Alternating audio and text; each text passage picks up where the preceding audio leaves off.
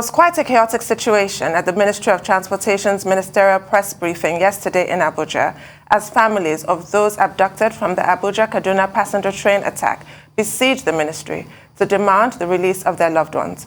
While trying to interview some family members of the abducted train passengers, Arise News crew was prevented from doing so by the officials of the Transportation Ministry. But eventually, some of the aggrieved families spoke with our correspondent, Chinda.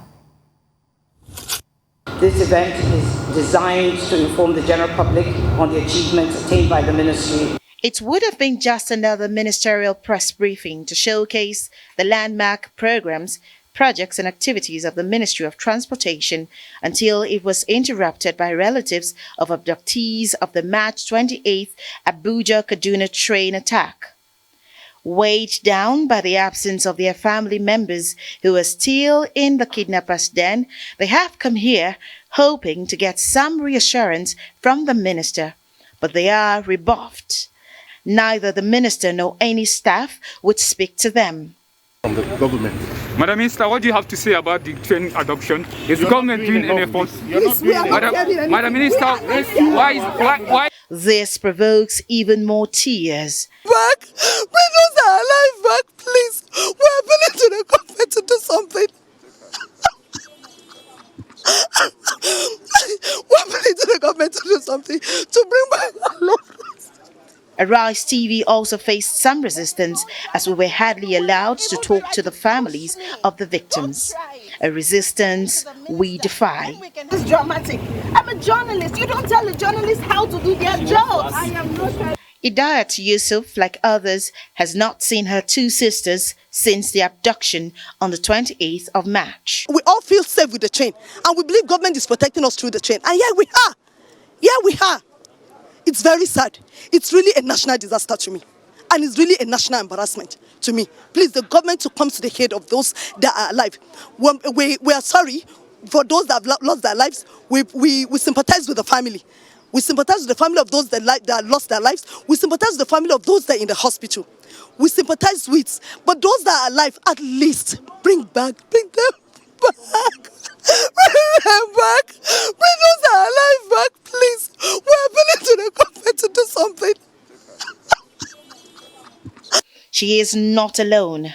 This man too has his pregnant relative held hostage by these unknown gunmen. I have my sister who is 7 months pregnant with her husband. So words cannot explain what they are going through and what we are going through. They have only a singular chant directed at the government. Bring back our loved ones. Bring back our loved ones. With hearts that are very heavy and eyes full of tears, the message of these family members would continue to be the same. Bring back our family members to us. Chinda, Arise News. Joined by Idayat, Yusuf and Aliyu Mahmud, family members of the kidnapped passengers. Good morning. Thank you so much for joining us this morning.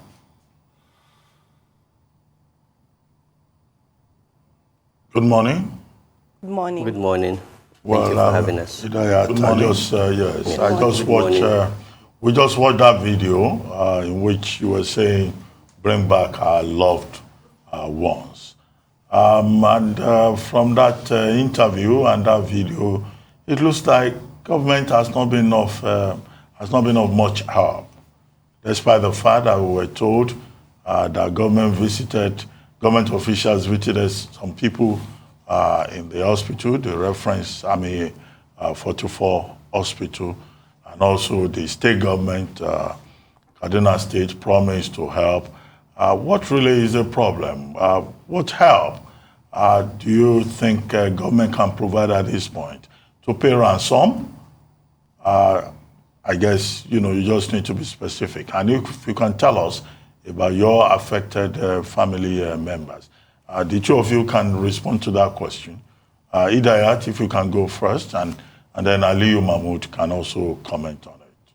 But we feel for you. We really feel for you. Yeah, good morning. Actually, our demand has been bring back our loved ones.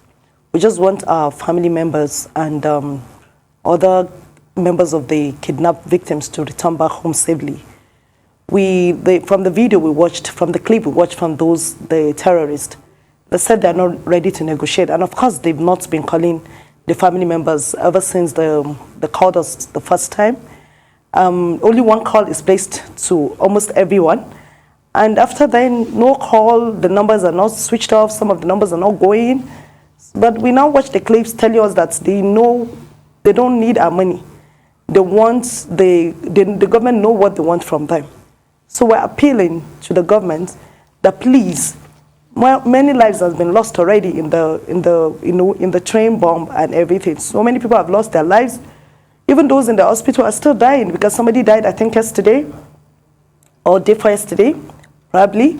So so we're appealing to them since they said the government know what they want. So please, the government should come to our aid, reach out to them, and whatever it is, let them bring back our love. We just want to see our family members back to us because we have been through pains, we have been through agony. We can't even start imagining what they are into, what they're going through, and how they have been. And even we at home, we can't concentrate, we can't eat, we have been fasting, it's not been easy for us. Having our sahur, having our iftar, it's a very, very difficult task for us. So we're pleading to the government to please come to our aid in this regard and bring back our family members back to us, please. We're just appealing to the government. Please, they should do the needful and bring back our family members to us. Thank you. Bring back our family members to us. Aliyu, Mahmud? Idayat have expressed, we're all here because we're pleading to the government to do more, put more hands on deck, put whatever pressure that needs to be put so that the lives at stake can actually be, saved. Because some people have died, some people are hospitalized, and those that are alive, we're hoping that they come back to us safe and sound. But it is not something that myself or Idayat can actually do on our own. We have to plead to the government because the issue is beyond us. As the information is on the social media, they don't even really want to discuss with us or negotiate with us. What they're saying is the government knows their demand. So if truly that is the position, so the ball is in the government's hand, and I believe it is not something that they cannot do. And we pray that they will come to our aid and come to the aid of those that have been kidnapped, because a lot is at stake here. You have a lot of vulnerable persons there, if I may recount it. There are children, there are pregnant women, there are the aged, there are the sick. So you can only imagine what they are going through. Looking at the period we are in now for us that are fasting and so on and so forth. And having to be in that situation, which is not something that you've ever been in, for a 2-year-old to be in such a camp is really terrifying. So please, government, we're pleading to you, we're begging you, come to the aid of these kidnapped victims, bring them back safely and soundly. Thank you. Well, thank you for being here. It's extremely important, crucially important, to humanize those people who are in the clutches of these terrorists, because it's not enough to describe them as victims or just even as numbers, statistics. They are people who are loved by family members. They're human beings like the rest of us. So my question for you both now is, how has the government been handling the ordeal that you're going through? Have you had any kind of support from the government? Are the channels of communication open? Are they telling you what it is that these terrorists want from them and whether or not they can deliver it? What kind of information, what kind of support are you getting? This question is for both of you, but I'll start with you again, Idayat Yusuf.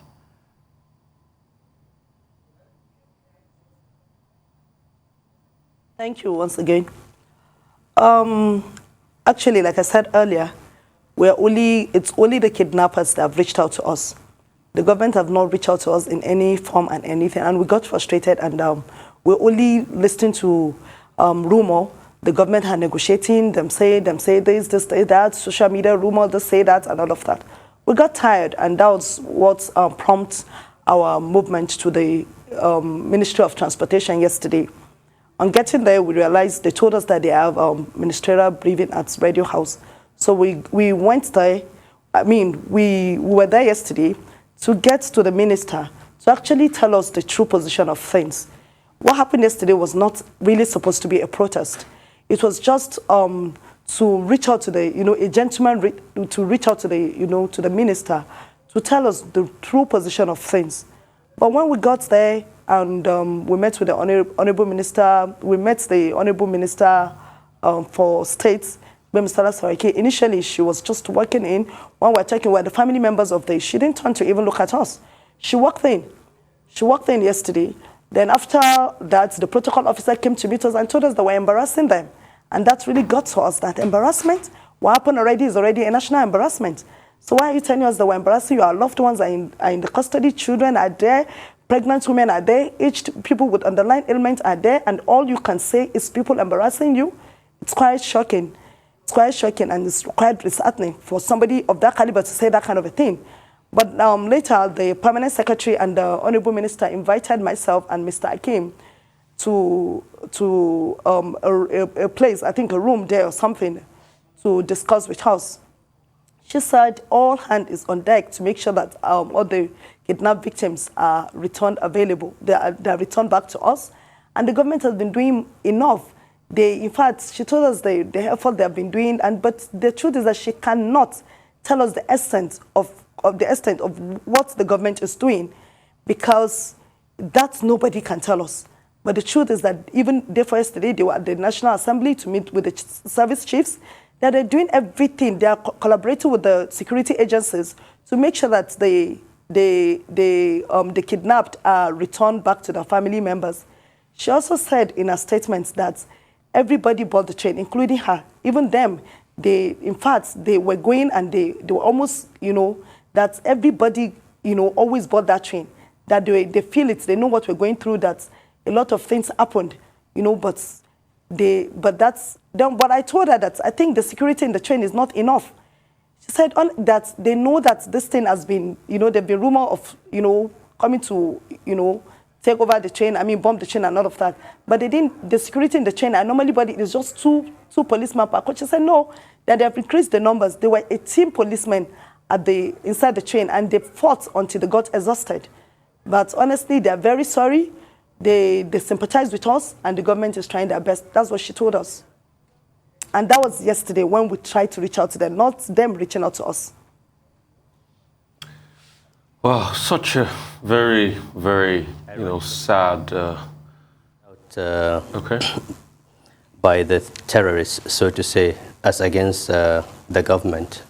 So given the situation, the silence was too much, the pain was unbearable, so we now decided to follow on, touch base with the government to find out where things are. Because, like I said, it is not something that we can actually do ourselves. It has to be done by the government. And if the government does not find it necessary to reach out to the families, then we felt it is absolutely necessary to reach out to them, because we cannot just sit akimbo and expect fate to unravel.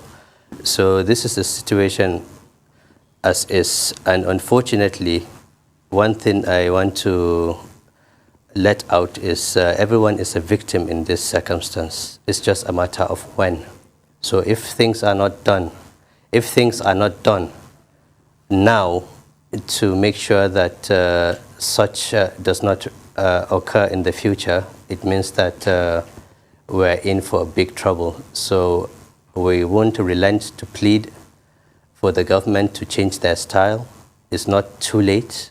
And once things are put in the right place, I'm sure we'll start to see good results.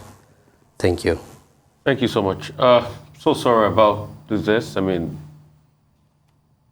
it's so hard to empathize there because I've not walked in the shoes. So I can just only pray for the best at a point in time like this. But I'd like to ask, you said those terrorists called after they kidnapped. What did they say in the call? Was it a call that, you could at least strike a conversation with them on possible release? What was the first call about? Because yes, they say it's not about money any longer, but it was said that somebody paid 100 million in ransom and they released the person. Those are still rumors anyway. So what was the first call? Idayat first, and afterwards you can go and tell us that experience. Actually, the incident happened on occurred on the 28th. The first call was on the 30th of March. That's about 3 days later. We got a call on the 30th in the morning. On 30th, my family got a call.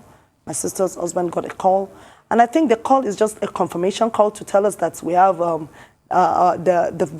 sisters are with them.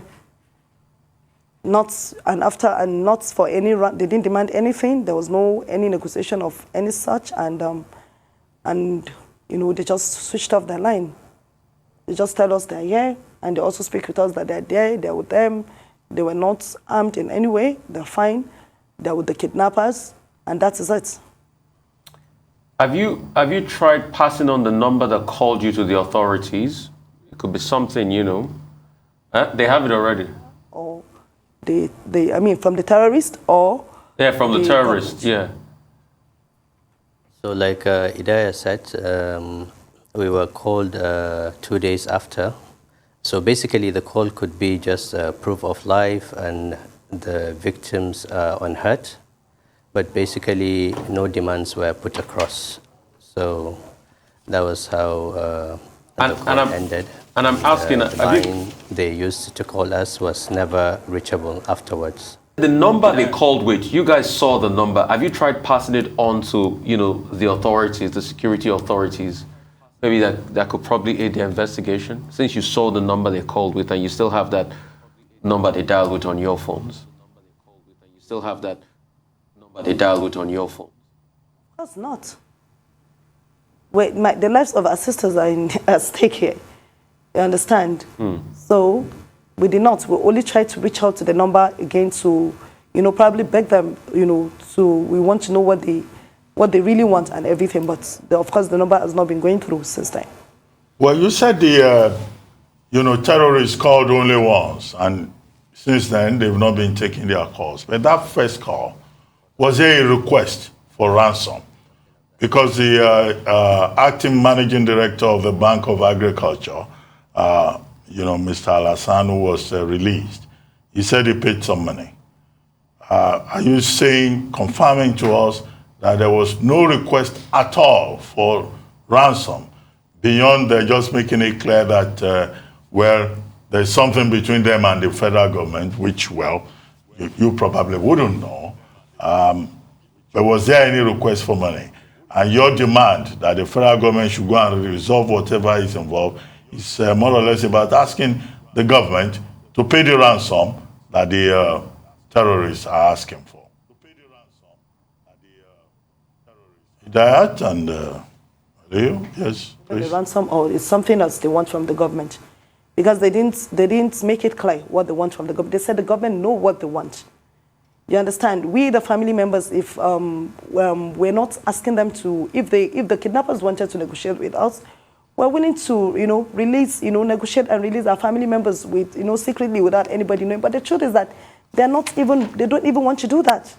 They said the government know what they want. That is it. The government know what they want. So we don't know what they want. The government know what they want. So we know that it's only government that know their demand. We don't know. What do they want? Do they want to select Nigerian president for 2023? And for the Bank of Agriculture MD, I want to believe that it's also part of the rumor we heard. They pay 100 million, they pay this. It's, to me, I want to believe that it's rumor, because the video clip we watched, the kidnapper said they didn't take anything, that they just released him because of Ramadan. I mean, because of his age and because of Ramadan or something. So that's what it's mentioned in the video clip. And in the video clip we watched, they said releasing him is about winning Abumbani. It's not anything to them. But the government know that they said it outside. We don't want your money. We don't have anything to do with the money. The government know what we want. You understand? So it is clearly stated that they have business with the government. They don't have business with us. And that is why we are pleading that the government, if they know what they want, the government should try to reach out to them. We don't know whether what they want is money or not money or anything. All we know is that no demand of money has been made to us and we refuse to, the family member refused to, comply. Thank you. Aliyu, Mahmud, do you have any idea what they want? Do they want to impose the Nigerian president in 2023? What exactly do they want? And regarding whether Alwan paid 100 million to them, that we cannot confirm. He's in the best position to affirm that or otherwise. And like it's been aired on the social media, they have a thing with the government that they need to resolve. And I'm sure whatever it is that they're requesting may not be impossible for the government to give it to them or something, or have a neutral ground where they can agree on how to bring this thing to an end. So we're still pleading. We're still pleading that the government should please do the needful so that our loved ones can come back home safely. Thank you. Well, thank you very much, Idayat Yusuf. Thank you also very much, Aliyu Mahmud. We will continue to join you in prayers. And, we all hope that it will be well and that all of this will be resolved as a happy ending. Thank you very much.